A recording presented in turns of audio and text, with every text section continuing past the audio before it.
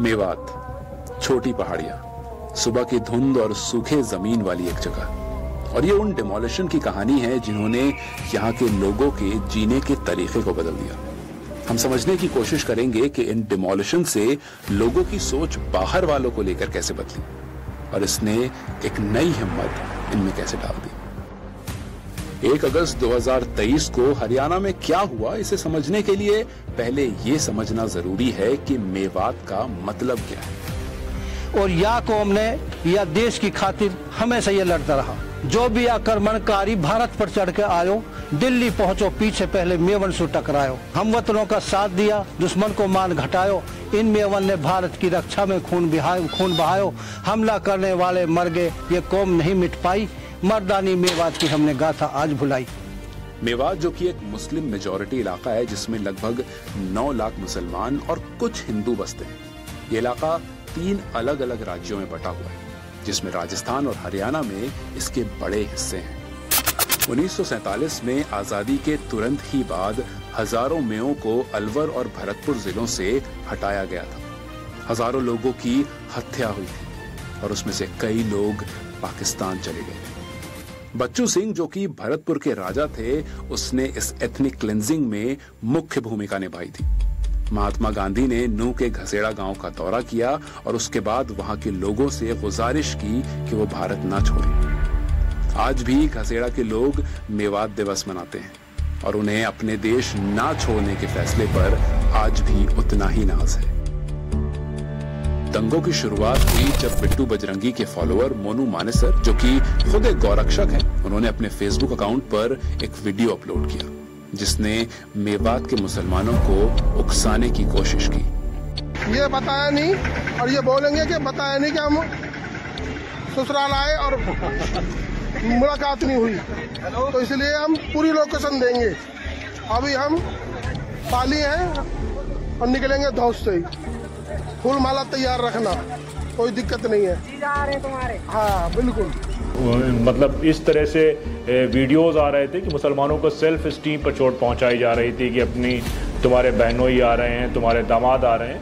और उन सब के बावजूद उस यात्रा को परमिट किया गया और परमिट करने के साथ साथ जो है उन हथियारों की एग्जीबिशन के साथ वो यात्रा हुई जो हथियार लाइसेंस होने के बावजूद भी नहीं दिए जा सकते हैं, मतलब जिनके लाइसेंस का परमिशन ही नहीं है, उनके बावजूद वो यात्रा निकाली गई।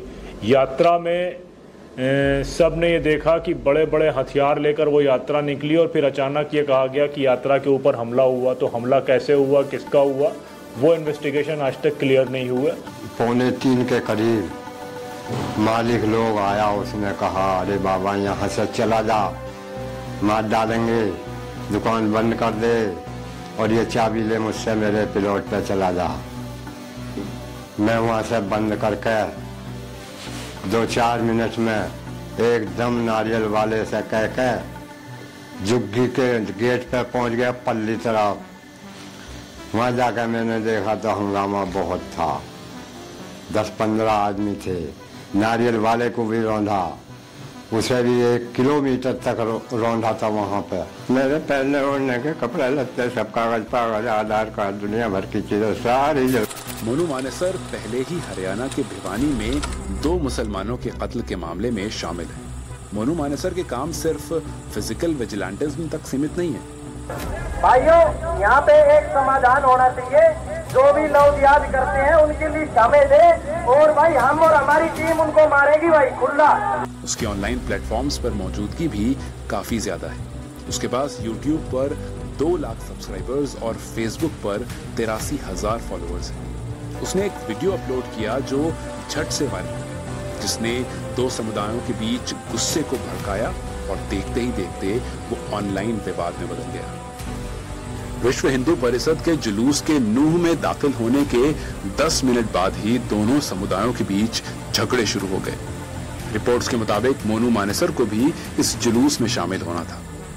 दोपहर 2 बजे 200 से ज्यादा लोग नूह के एडवर्ड चौक से बढ़ने लगे और उसी दौरान एक बड़ी भीड़ ने जुलूस पर पत्थरबाजी शुरू कर दी।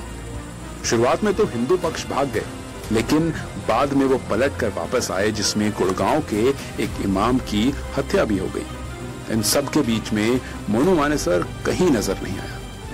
हाईपोस्ट के पुलिस अधिकारी ने पीटीआई को बताया कि बजरंगी और उसके साथियों ने बीएचपी के जुलूस के दौरान 31 जुलाई को गैर कानूनी हथियारों का उपयोग किया था। इसके बाद पूरे इलाके में इंटरनेट बंद हो गया। ये बैन 1 महीने तक चला। शाम होते ही नूह के जिला अधिकारियों ने हरियाणा में मोहम्मद सऊद के पुरखों की जमीन पर बनी 18 दुकानें गिरा दी। ये जमीन उनको और उनके भाई को 1998 में विरासत में मिली थी। वहां 45 पक्के मकान थे, जिनमें दवाइयां, डायग्नोस्टिक सेंटर्स और राशन की दुकानें शामिल थी, जो कि 44,000 स्क्वायर फीट के इलाके में फैली हुई थी। 3 अगस्त से शुरू हुई ये 5 दिन की डिमोलिशन ड्राइव नलहर, फिरोजपुर झिरका और नगीना इलाकों में फैल गई। सोशल लीगल इंफॉर्मेशन सेंटर और माइल्स टू स्माइल नाम के एक नॉन प्रॉफिट ऑर्गेनाइजेशन जो कि नूह में रिलीफ का काम कर रहे हैं, उनकी फैक्ट फाइंडिंग रिपोर्ट के हिसाब से लगभग 11 गांव और तहसीलों में ये तोड़ फोड़ की गई थी। रिपोर्ट्स के मुताबिक 1208 से ज्यादा ढांचे जो 37 जगहों पर 72 एकड़ से ज्यादा में फैले हुए हैं, उनको गिरा दिया गया। यहाँ पे हमारा घर था, यहाँ पे तोड़ दिया बिल्डोजर चला के उन लोगों ने। आते ही जो है कि धड़ाम से जो है कि बिल्डोजर चला दिया। बस 2 घंटा का मोहलत दिया कि 2 घंटे का टाइम है आपके लिए और जल्दी से जल्दी खाली करो। तेड़ फेड़ उन्होंने तो आते ही जो है कि बिल्डोजर चलवा दिया। ये घर भी टूट दिया नीचे से, जो है कि वो चारे का था अपना, और वो चारे वाला भी घर उसने सब तोड़ दिया और उसमें चारा भी बहुत खराब हो गया हमारा। भाई मैं अपनी जान की पड़ गई। गोली बरस रही, हाँ गाढ़ी ठुकरी, हाँ लठ बरस रहा, फतरिया हो रही भैया। औरत एक पोतरो एक पोतरो एक पोतीरी एक पोतरो एक भग्गा। फिर 2 दिन पहले सारा सामान फोड़ तोड़ गया, पुलिस वाला खाट ने तोड़ गया। 10, 12, 15, 20 आदमी को कौन भैया कितनी खाट चाहिए? 10, 12, 15 आदमी है न।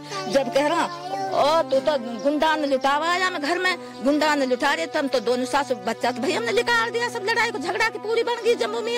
बच्चा हमने निकाल तो बच्चों ने गुंडा ने लुटावा घर में। जब तेरा घर से लड़ाई चलिएगी और तू तो ऐसे कर, जब खाट तोड़ी उन्होंने। पंखा, कूलर, फ्रिज और 4 पाई और 3 चादरें ऊपर जो घर पर रहती हैं, ये सारी टूट गई। और नाज, खाने का गेहूँ खराब हो गया हमारा। और बाकी छोटे मोटे बर्तन भांडे दब गए इसी में। और हम बरसात के लिए तिरपाल मिला है हमारे को, मौलवी साहब ने दिया है, उस वो हमने ढक रखा सामान के ऊपर। और हम दूसरा के खेत में वो रख के रोटी बनाते हैं। सारा हमारे 64 संजो तोड़कर और तोड़ जाता, बाकी ना आती। सिर्फ यह कियारी है जो हमारा सीना का टुकड़ा और जाके हमारी क्रिया खराब करी। जा पढ़ के सो जावा, जा सुबह खड़ो होके नहीं वक्त तिलावत करना पढ़ा खड़ो होके जिन पर आवे हैं, तो फिर वही की बेकदरी हो रही है। तो हमारा कहाँ जीणो भाई दुनिया में? हम कैसे कुछ ना भाई हमारा तो हम यहाँ के बल दे तो हम कुछ भी कर सका, यहाँ के बल दे तो हमारा नहीं तैयार। हम लोग अभी नल्लड़ में हैं। हमारे सामने की तरफ वही नल्लड़ शिव टेम्पल है, जहाँ 31 जुलाई को एक वायलेंस हुआ था। और उस वायलेंस के बाद एडमिनिस्ट्रेशन ने बहुत ही प्लान्ड वे में, सिलेक्टिव क्रिमिनल वे में मुसलमानों के बहुत सारे घर तोड़े हैं। तो मेजर लोकेशंस अगर मैं बात करूं घरों की, तो उसमें एक नल्लड़ है, एक फिरोजपुर झिरका, एक सिद्रावट, नांगल और नगीना। ये 5 जगह है जहाँ पे गवर्नमेंट ने लोगों के घर तोड़े हैं। इसके अलावा बड़कली चौक पे और नू चौक पे बहुत ज्यादा नंबर में मुसलमानों की दुकानें उन्होंने डिमोलिश की हैं। तो नल्लड़ में अभी टोटल 11 फैमिलीज हैं जिनके घर इन्होंने डिमोलिश किए थे। उसमें एक आस मोहम्मद साहब है जिनका घर अभी रास्ते में था, बाकी 10 परिवार यहीं रहता है। अगर आप इधर देखेंगे तो एक बड़ा सेटलमेंट वो है जो गवर्नमेंट ने डिमोलिश किया है। एक खातूनी और उनके साथ 4 लोग का घर उस तरफ है, और निजरी और सरियम का घर एकदम उस कोने पे है।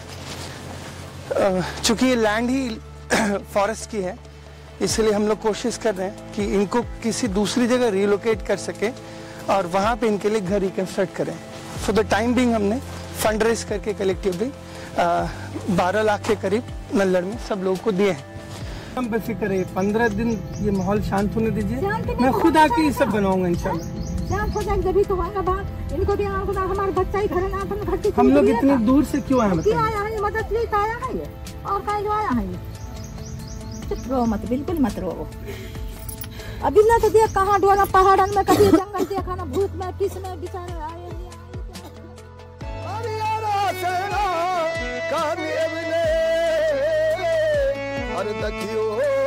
भलो जगायो और यानी गोरा मारा पान से, और गोरा मारा पान से, और कुर्सी खाली कर दी तीन मेरी, ऐसी है मर्दानी मेवात आया में बड़ा भारे, मेरी ऐसी है मर्दानी मेवात।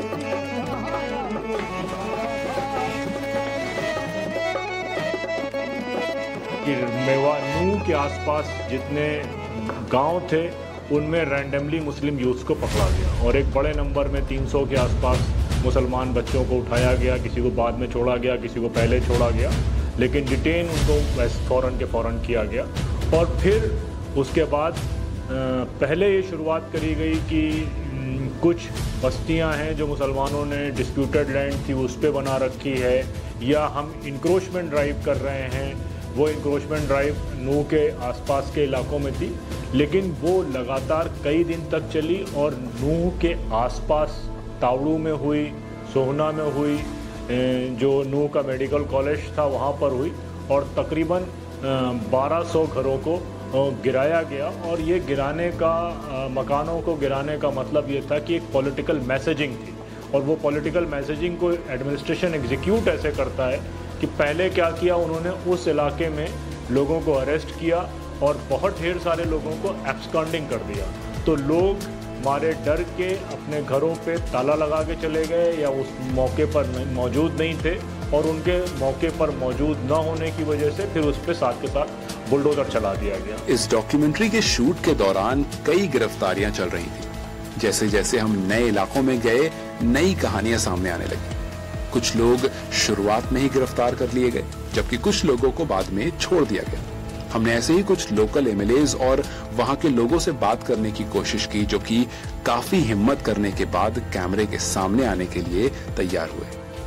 चैलेंजबाजी होनी शुरू हो गई थी, माहौल यहाँ जो है एक बेचैनी का चल रहा था। उसी के चलते हमने जिला प्रशासन को अपनी तरफ से जो है हमने आगाह किया था कि आप कुछ हो सकता है और आप इस चीज को नहीं जी हम ऐसे इंश्योर करेंगे, ना तो कोई ऐसा व्यक्ति आएगा ना किसी आएगा तो हम उसे कर देंगे, और इस तरह की हमारी पूरी तैयारी। लेकिन जब आप देखते हो यहाँ का सीआईडी यूनिट ने टीवी पे कहा है कि हमने इनपुट सरकार को दे दिया था। एसएचओ नूह का ये कहता है 200 आदमियों से मैं क्या सिक्योरिटी करूंगा, तो ये अपने आप करता है। इनपुट इनके पास, मतलब पुलिस का इंतजाम इन्होंने नहीं किया। और उस दिन की बात करें तो उस दिन इनके सामने जो है हालात बनने शुरू हो गए थे कि लोग कुछ इकट्ठे होने लगे। तो ये सरकार की पूरी तरीके से फेलियर है, और फेलियर के बाद हम समझते कहीं ना कहीं इनकी इस तरीके की कोई मंशा भी थी कि इस इलाके में इस तरीके का कोई जो है होए, टकराव होए। नहीं, मैं जय श्री राम बोला है। तुमने बोला जय? हाँ। तुम्हें बोलने के लिए किसने मजबूर किया? चाय वाला ने, पुलिस वाले ने। पुलिस वाले ने? हाँ। क्या कहा? कि बाबा से राम राम करो, जय श्री राम बोलो। ऐसे मजबूर किया, तब बोलनी पड़ी। थाने में सबको ले जाकर उन्होंने एक कमरे में बंद कर दिया। तो वहाँ जो भी आता था, जितने पुलिस वाले आते थे सब गाली देते थे सबको। वो मुसलमान कहकर सर सबको वो गालियाँ देते थे। फिर वहाँ सर हमको उन्होंने लॉकअप में बंद कर दिया। इसको सर पीटा भी था वहाँ थाने में। सबको ले जाकर सबको कपड़े उतार कर सबको पीटा सर। कुछ की टांगों को भी चौड़ाया है, जैसे टांगों को भी चौड़ाया सर। एक बुजुर्ग आदमी था, उसको भी बहुत पीटा। एक हाफिज था, उसकी दाढ़ी को देकर उसको पीटा। और